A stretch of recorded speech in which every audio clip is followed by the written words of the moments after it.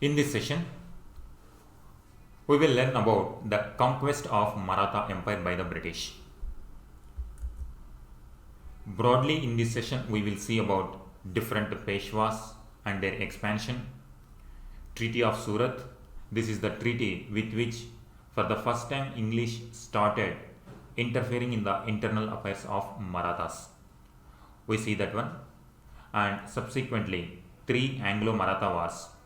Finally, the abolition of Peshwa office and creation of a small kingdom called Satara state. So these are the broad outline of this session. Now let us start with the death of Aurangzeb. In 1707, Aurangzeb died. It was a watershed moment because after Aurangzeb, there was no strong Mughal emperor. So many nobles took advantage of the weak rulers. They carved out independent states like Awadh, Hyderabad, Bengal. Different kingdoms emerged after the death of Aurangzeb. During this time period, Marathas were capturing different territories of Indian subcontinent. During Aurangzeb itself, Shivaji, he has created a kingdom in Maharashtra region. So during the lifetime of Shivaji, he has created a small kingdom.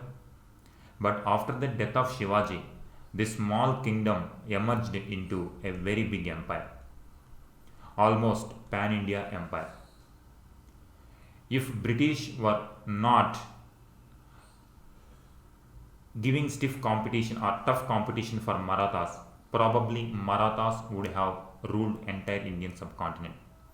However, this march of expansion stopped with the rise of English. Now we are going to see how the conquest of Marathas reached its maximum limits, and thereafterwards it gradually declined and finally became prey for English imperialism. After 1707, after the death of Aurangzeb, Shivaji's grandson Shahu became Chhatrapati. During his time period, Prime Minister called Peshwa played a crucial role in expanding the Maratha territories. Peshwa was a office. He was one of the ministers of Shivaji's Ashtapradhan. Shivaji has created an administration called Ashtapradhan, that means council of 8 ministers. The first minister or the prime minister of this Ashtapradhan was Peshwa.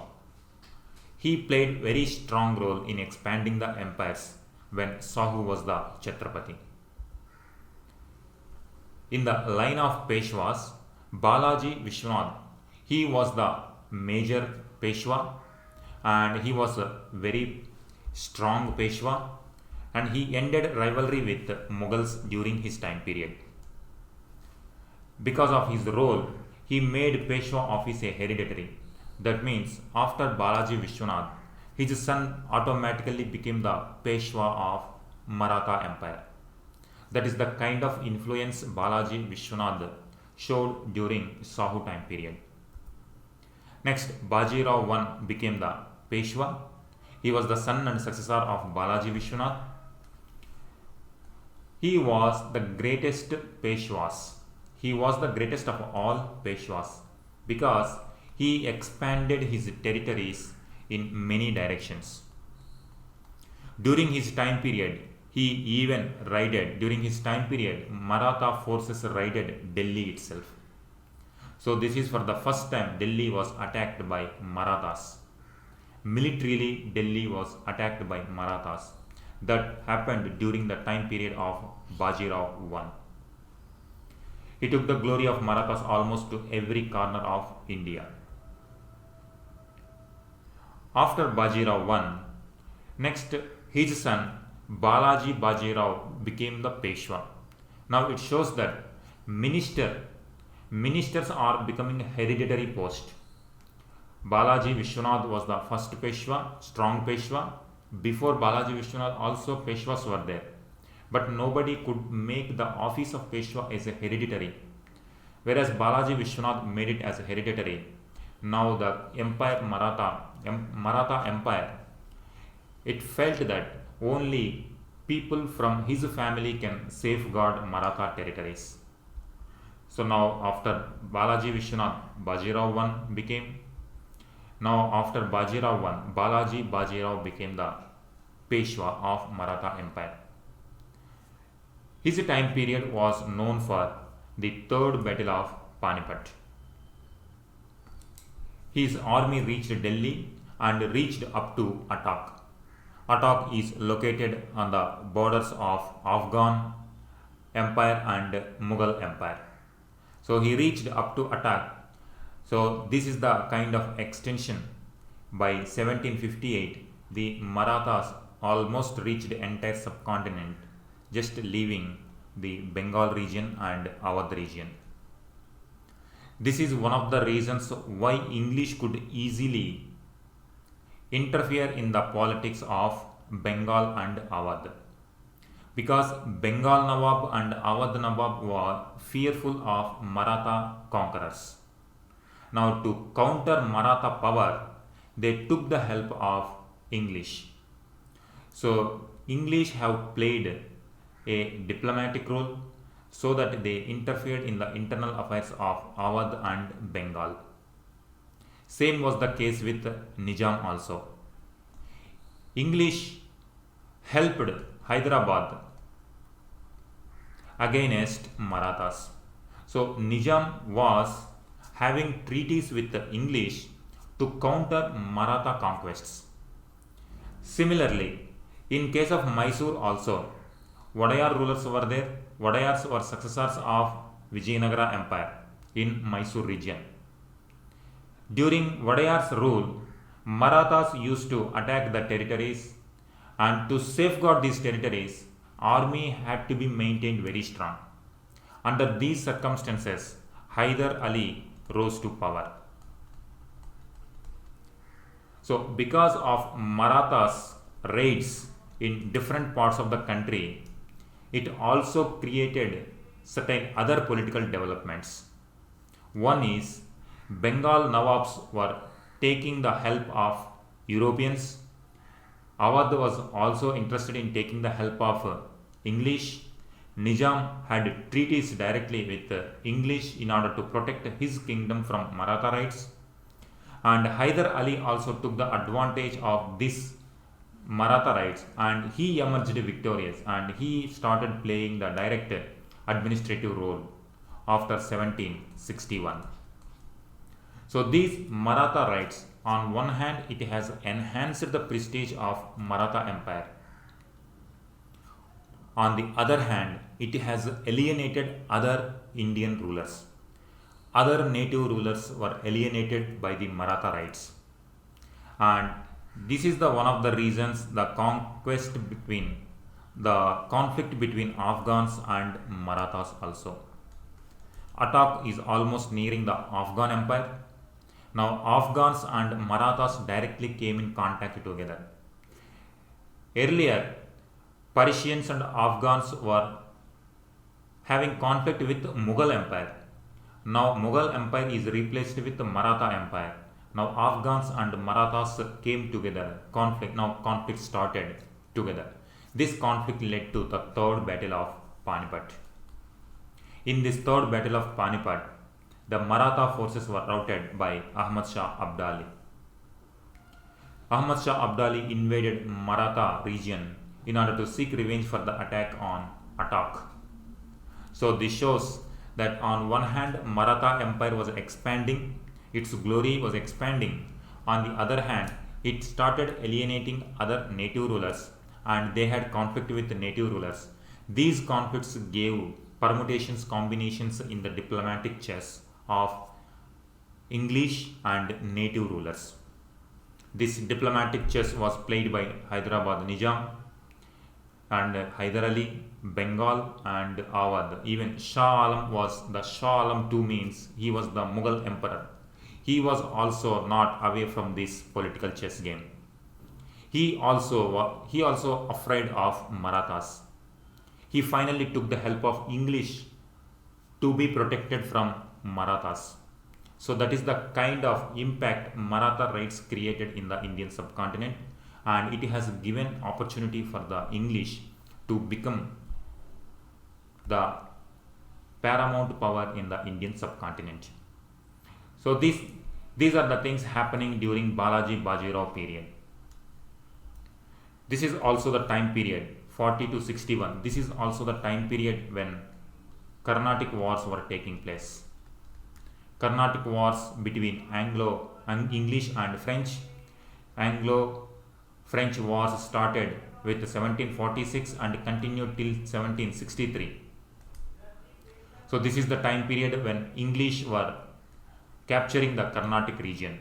This is also the time period when Robert Clive conquered Bengal region. So this is also the time when French were completely routed in 1760 with the Battle of Vandivash. So these are the developments on one hand were happening on the eastern coast. On the west coast, the expansion of Maratha Empire was taking place. Now thereafter, the power of Marathas reached maximum to its extent by this time period. Now thereafter, with the third battle of Panipat, there was a debacle in the Maratha prestige. During this time period, after Balaji Bajirao, Madhavrao I became the Peshwa. Now he tried to regain the prestige that was lost in Battle of Panipat. Again he started raiding the other territories. In order to regain the prestige from this debacle, he wanted to show his military strength. So naturally, he has to show his military strength with respect to fellow neighboring native states. So he attacked once again Hyderabad and Mysore region. He defeated Hyder Ali and Nizam of Hyderabad. This was one of the reasons Nizam of Hyderabad used to approach English for subsidiary force. So that English will send English troops to protect Nizam of Hyderabad from Maratha raids. This is the development during Madhavrao I. And for the first time, English and Nizam were having the treaty in 1766. During 1766, Nizam of Hyderabad and English had a treaty with which English helped Nizam of Hyderabad to protect from Maratha raids. Madhavrao I also defeated Jat of Bharatpur and Rajputs. So for Maratha side, it was once again they were regaining the prestige. On the other hand, once again they are alienating the native rulers. The winner in these conflicts were the English. Both native states were defeated, or both native states were failing, whereas the English were taking advantage of these internal conflicts. After Madhavrao I, Narayan Rao became Peshwa. He was there only for just nearly 1 year. During this time, the conflict within Peshwaship already started. Now Marathas themselves started fighting, so the infighting was going on during this time period. He was murdered by another contender, Raghunath Rao. Raghunath Rao was also wanting to become the Peshwa, but Narayan Rao became the Peshwa. Now when Narayan Rao became Peshwa, Raghunath Rao murdered him. He became Peshwa.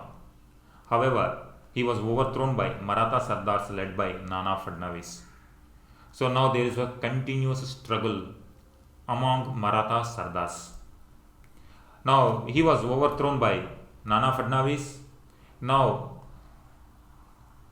Raghunath Rao went to English, into the hands of English. Raghunath Rao, who was exiled, joined hands with the English and he signed a Treaty of Surat in 1775. British were already here in the west coast. They were the first settlement of English in 1608 was Surat. Next, Bombay. Bombay in 1668. The Bombay initially it was in the hands of Portuguese, whereas in 1661 Portuguese gave Bombay to England. English king in 1668 gave to English East India Company. So that's how Bombay came under East India Company in 1668. So from that time onwards, the activities of English were there in the west coast. Now they already became very strong by this time period. Now by 1770s means they were already in a strong position. Raghunath Rao went to English and he wanted the help of English. They had a treaty with the government of Bombay.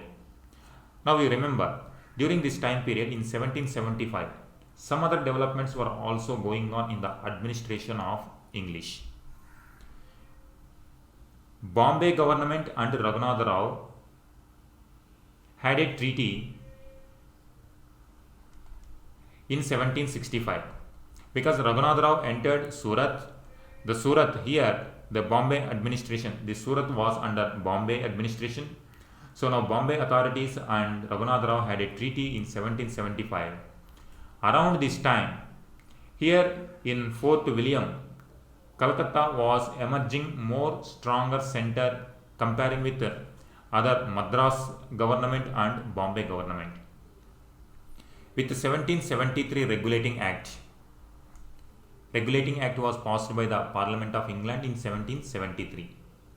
With this act, Governor of Bengal became Governor General of Bengal. This has given the Governor General of Bengal some control over Bombay and Madras also.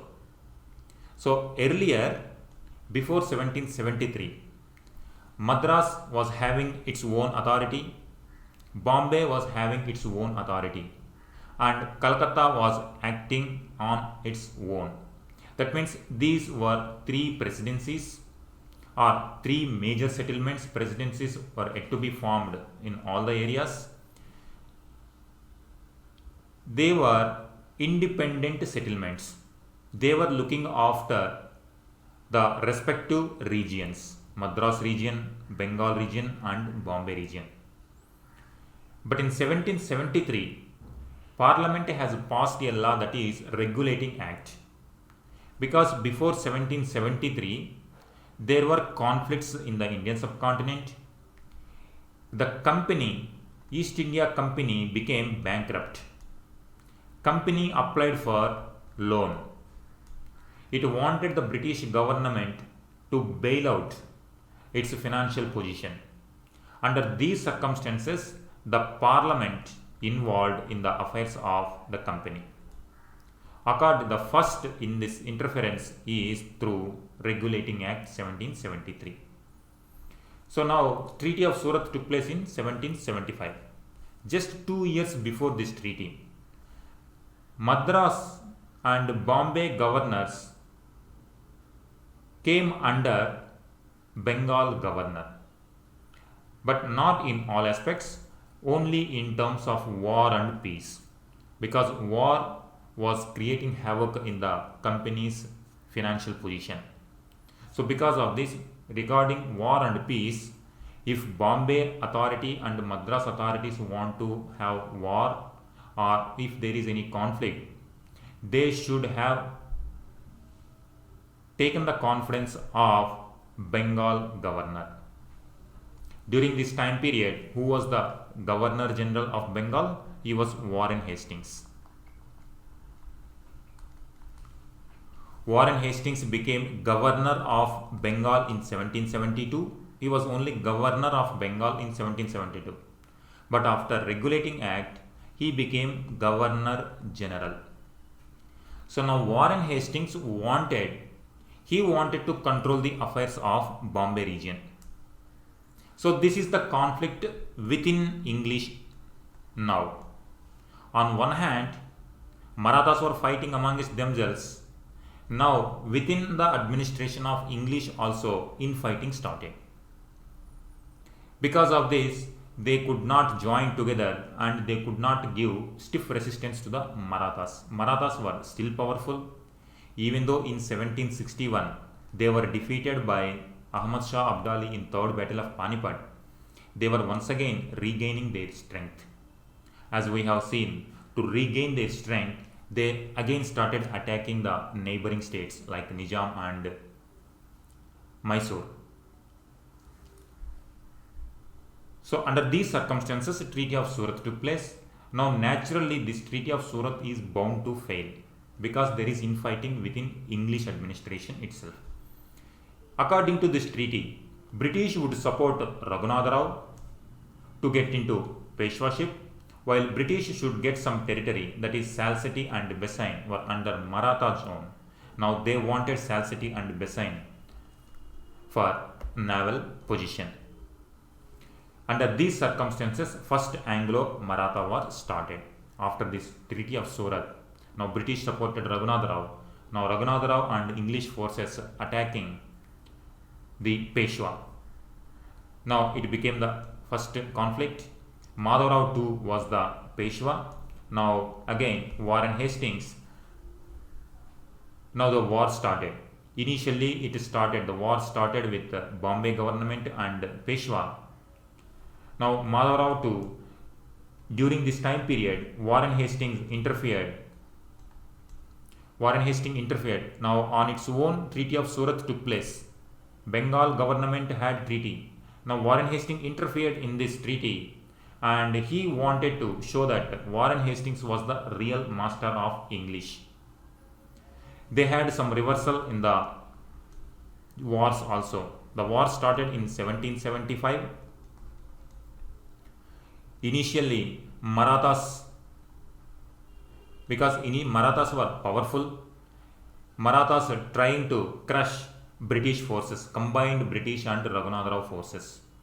And during this time period, Warren Hastings wanted to have say. Now he had a separate treaty with Peshwa himself. Bombay government had a treaty with the opponent. Now Warren Hastings had a treaty with Peshwa himself. Now Madhav Rao too, Peshwa was accepted as Peshwa. Raghunath Rao was pensioned off. This means the person who wanted the help of English now abandoned. He was pensioned off. Peshwa accepted as the Peshwa and no more conflict between English and Marathas. This shows that Marathas were still powerful. Their power did not completely get annihilated after Third Battle of Panipat. Marathas were still powerful. They wanted to control their regions. English still not in a position to control Maratha regions. After Madhav Rao II, Baji Rao II became the Peshwa in 1796 and he was there till 1818. He was the last Peshwa. He entered into subsidiary alliance system with the Treaty of Besain in 1802. Here in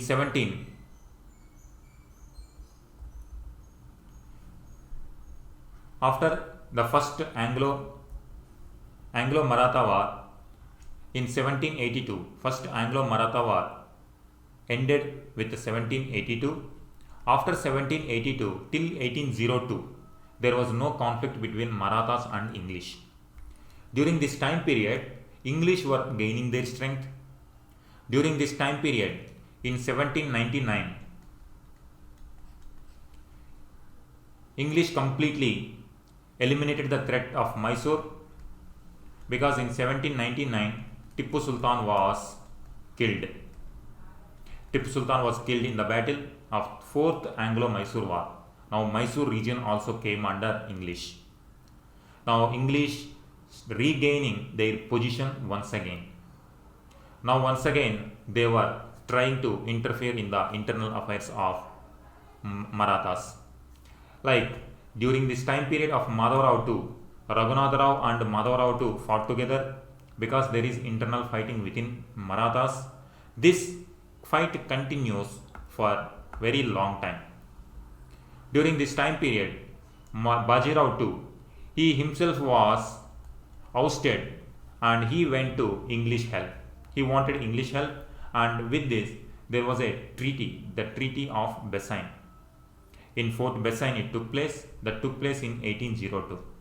With this treaty, now Peshwa himself wanted the help from English in order to protect his position, because other Maratha Sardars were not accepting him as Peshwa. Other Marathas, like by this time period, 5 major Sardars were becoming powerful. Entire Maratha Empire was under 5 different Sardars. This became an alliance of Maratha Sardars. Nagpur under one ruler, Nagpur one dynasty, Peshwa one dynasty in Pune, in Gaikwad in Indore one dynasty, Baroda one dynasty, and these were different dynasties. Gwalior one dynasty. The dynasties were, in Pune, Peshwa was the powerful one. In Nagpur, Bhonsle family was looking after. Gwalior region was under Scindias. Baroda region was under Gaikwads. Indore region was under Holkars. So here if we see the map, Peshwa was looking after this particular region. Nagpur region under one dynasty. Gwalior region under one dynasty. Baroda one, and Indore one region. So like this, 5 different and 5 powerful Sardars were controlling entire Maratha empire. Now once again there is infighting between these. Now the position of Peshwa himself became insecure. Now Peshwa himself went into the lap of English, and he had a treaty with English, that is a Treaty of Bassein. Naturally, this Treaty of Bassein is not going to be accepted by other Maratha Sardars. Even during this time period also, unfortunate part is, all these other 4 people did not join together. They fought with the English separately, and naturally if they come separately, English were in a position to defeat them in a single way. All the Maratha Sardars were defeated, and Pune based Peshwa, Nagpur based Gwalior, Baroda, Indore only a decent treaty and withdrew from the war. This is how the development took place during Second Anglo-Maratha Wars. This war took place between 1803 to 1805. During this time period, Peshwa accepted subsidiary alliance system. So naturally in Pune also there was opposition for Peshwa himself. So they all fought together. They all fought independently. They did not join together. Because of these differences, they could not give a unified opposition to English. English could easily defeat them independently. This is the result of Second Anglo-Maratha War. Most of the power of Marathas was shattered by this time period. During this time period, Wellesley was the Governor General, and he was imperialist to the core. He wanted to control entire Indian subcontinent as much as he can.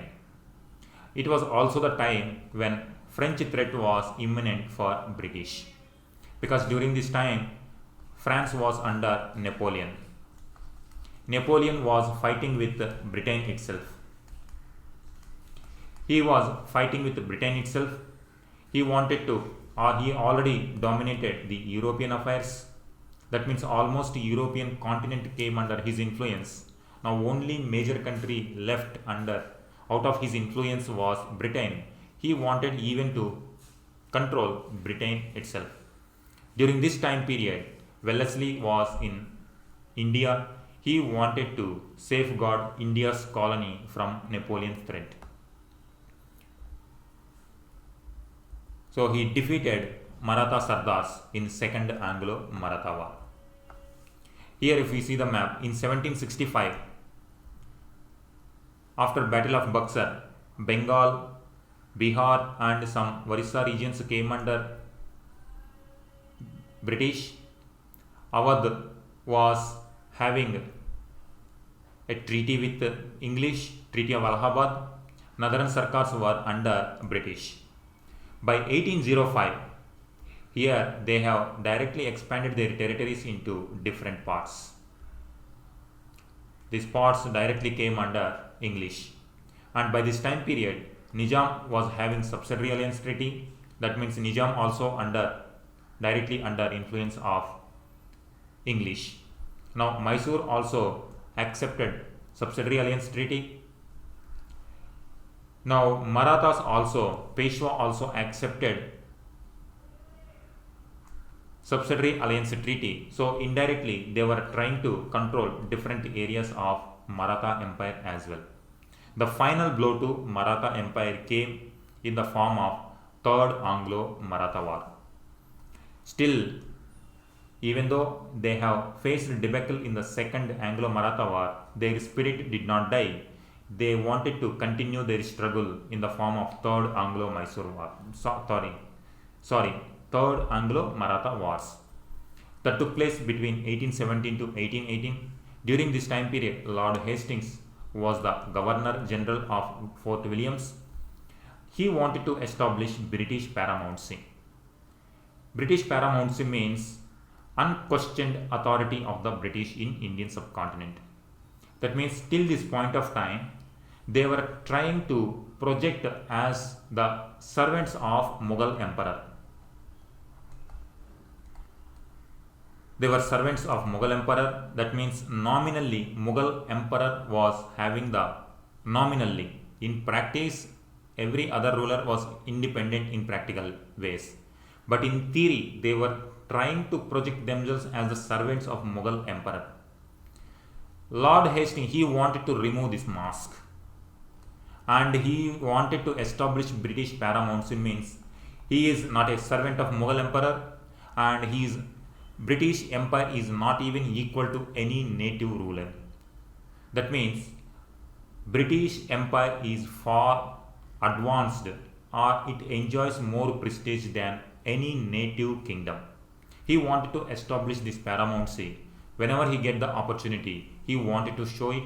During this time period, he got the opportunity in the form of Pindari War. Pindaris were irregular army soldiers in the Maratha domain in the central India.